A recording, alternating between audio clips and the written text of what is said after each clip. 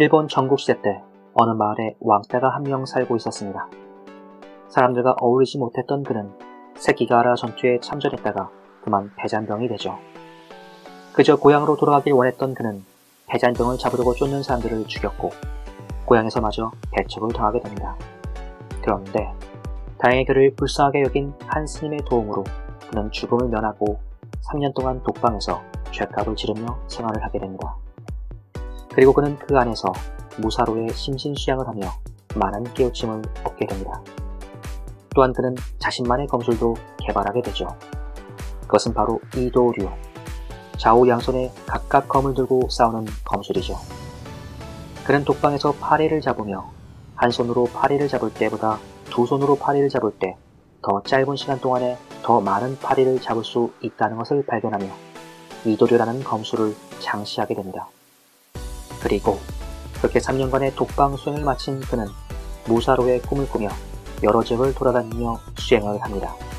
일명 도장 깨기. 60여 차례의 검술 시합에서 한 번도 지지 않던 그는 당시 관류라고 불리던 검술의 달인 사사키 고시로마저 이긴 후 일본 최고의 무사로 인정받게 됩니다. 그가 바로 일본 최고의 사무라이 미야모토 무사시입니다. 얼마 전 트럼프 대통령이 백악관을 떠나고 바이든 대통령의 시대가 도래했습니다. 혹자는 부정선거니 펜스 대통령이 배신을 했니 하지만 사실 미국 대통령은 어차피 꼭두각시일 뿐입니다.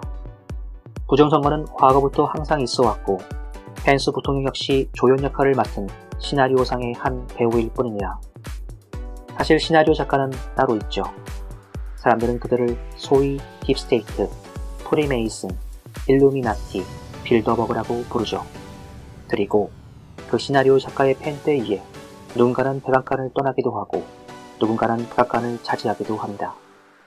한편 미국 대선과 같은 극적인 상황 속에서 좌파 우파로 갈린 무지한 군중들은 본인이 승리한 것처럼 본인이 패배한 것처럼 둘로 나뉘어 양떼몰이하는 대로 휩쓸려 갈 뿐입니다. 사실 이런 상황은 비단 현 시대에만 존재하는 것은 아닙니다.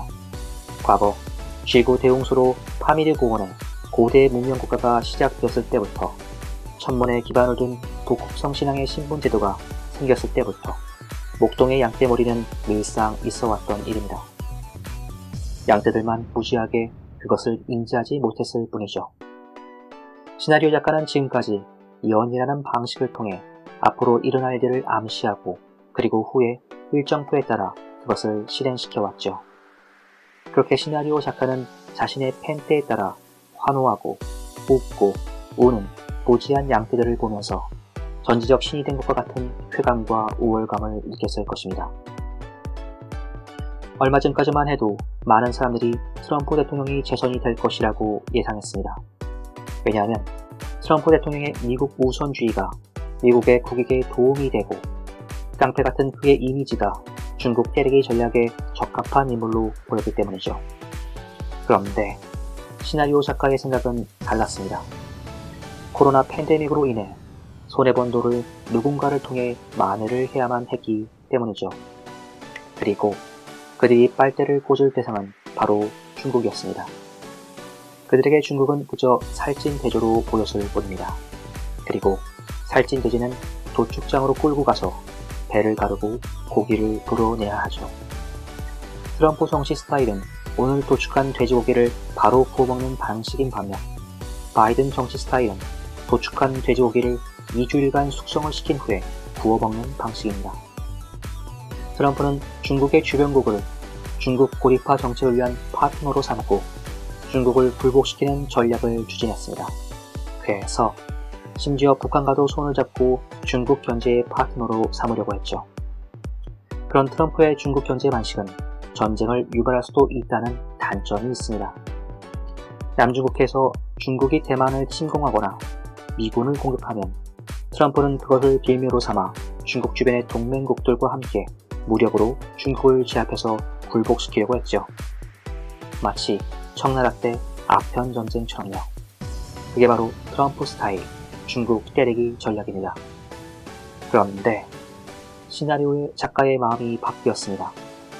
코로나 팬데믹으로 인해 돈을 많이 잃었기 때문이죠. 그래서 미국 대통령을 트럼프에서 바이든으로 선수 교체를 했던 것입니다. 물론 부정선거를 통해서 교체를 했죠. 사실 민주주의 선거제도는 시나리오 작가의 꼭두가시 대상 선정에 정당성을 부여해주는 요식행위일 뿐입니다. 그게 민주주의의 불편한 진실이죠. 바이든은 트럼프보다 약점이 많은 사람입니다. 중국으로부터 뇌물도 받았고 우크라이나 스캔들, 섹스 스캔들 등 파면 할수록 감옥 갈 약점이 계속해서 나오는 그런 인물이죠. 그래서 시나리오 작가가 미국 대통령으로 바이든을 선택한 것입니다. 약점이 많으면 많을수록 말을 잘 둘 수밖에 없기 때문이죠. 그리고 바이든은 딱 봐도 우유부단하게 생겼습니다. 나이도 많아서 치매 증상도 있죠. 그런 바이든은 그저 백악관에서 시나리오 작가가 작성해서 올리는 결제 서류에 사인할 힘만 있으면 되는 것입니다. 깡패 같은 트럼프 덕분에 이미 중국은 금융시장을 완전히 개방했습니다. 이제 바이든을 이용해서 중국 금융시장에 빨대를 꽂고 코로나 사태로 인해 손해본 돈을 만회만 하면 되는 것입니다. 물론 중국 알짜 기업들의 4차 산업기술과 통제 시스템, 중국 14억 인민의 개인정보까지 빼앗으려는 목적도 있죠. 그래서 미국의 거대 금융회사들이 지금 중국 금융시장에 진출해서 중국의 알짜 기업들의 주식을 사들이며 경영권을 빼앗으려고 하고 있는 것입니다. 그 덕분에 중국은 표면적으로는 코로나 팬데믹 상황에서도 GDP 성장률이 올라가고 있죠. 이는 사실 실물 경제는 폭망을 했지만 미국 금융사의 투자금으로 인해 중국 경제가 숫자상으로는 성장하는 것처럼 보이는 것입니다. 그렇게 미국의 금융 세력은 앞으로 8년간 중국의 금융시장에서 주가를 띄우며 거품을 만들 것입니다. 그리고 거품처럼 늘어난 중국 주식시장에 시골의 할아버지까지 주식시장에 뛰어들 때인 2028년이 되면 고점이라고 판단하고 각종 호재성 신문 기사를 남발하며 미국 금융사들은 주식을 팔고 차익 실현을 할 것입니다. 이때 무지한 중국 개미들은 그렇게 고점에서 물리며 많은 손실을 입게 될 것이고요. 한편 미국에서는 바이든이 무능해서 중국이 미국보다 더 강해졌다는 여론이 형성되며 바이든을 비난할 것입니다. 그리고 미국 우선주의 트럼프셔를 그리워하며 정권 교체를 외치고 도널드 트럼프의 딸인 이방카 트럼프가 새로운 미국 대통령으로 등장해 다시 한번 미국 우선주의를 주창할 것입니다. 그에 따라 중국 금융시장으로 진출했던 미국 금융사들은 차익 실현한 돈을 갖고 미국으로 복귀할 것입니다.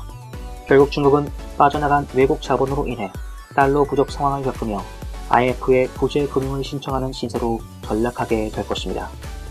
한편 미국은 제3자를 이용해 위구르, 티벳, 내몽골, 만주 지역에 몰래 무기를 지원해주며 독립을 주장할 것입니다. 그리고 이방카는 국회에서 독립을 제압하려는 중국을 인권 탄압이라고 규탄하고 ESG 펀드는 그런 이방카를 지원할 것입니다. 결국 사면초가에 빠진 중국은 여러 개의 나라로 쪼개지게 되죠.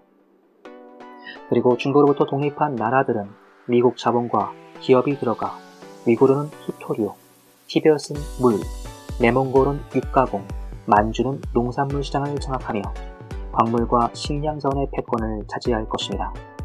이것이 바로 시나리오 작가가 트럼프에서 바이든으로 대통령을 교체한 이유입니다. 대한민국도 2028년 위험에 처할 것입니다. 중국과의 무역 관계와 금융 연안계로 인해 중국이 망할 때 대한민국도 같이 위기를 겪을 것이기 때문이죠. 부디 살아남으십시오.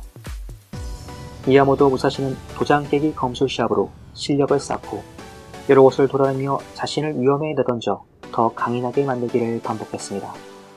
그러면 그럴수록 그는 뜻모를 무언가를 더 깨닫게 되고 인생은 무엇이고 자신은 어떻게 살아야 하는지에 대한 성찰을 통해 진정한 무사로 거듭났습니다. 견디고 이겨내십시오. 미야모토 무사시처럼. 이상 작가 존투아였습니다.